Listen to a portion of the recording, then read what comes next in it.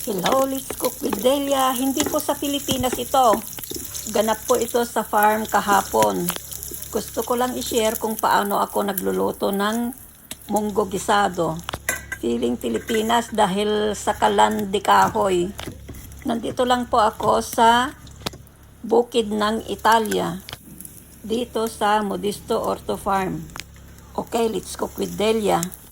Una sa lahat, ginigisa ko muna itong karne ng baboy na may taba.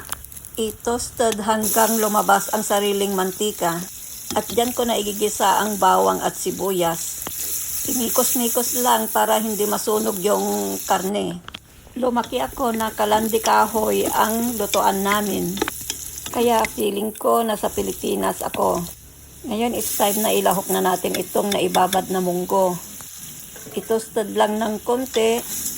May napanood lang akong nagluto ng ganito kaya in-try ko. Napakadali. 30 minutes luto na ang munggo.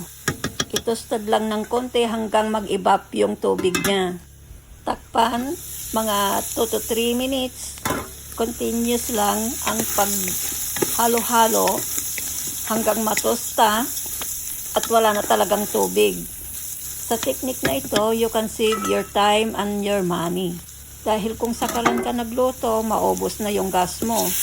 Now, it's time na lagyan na natin ng tubig. Tantyahan na lang kung gaano karami ang ilalagay mo.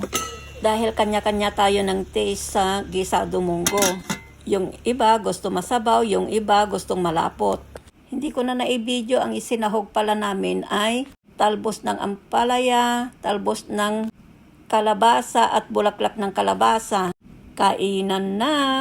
Ang sarap din yung ginisang sitaw at may pritong isda.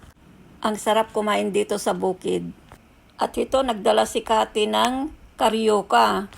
Napakasarap itong gawa niya dahil crunchy sa ibabaw at sa loob ang lambot.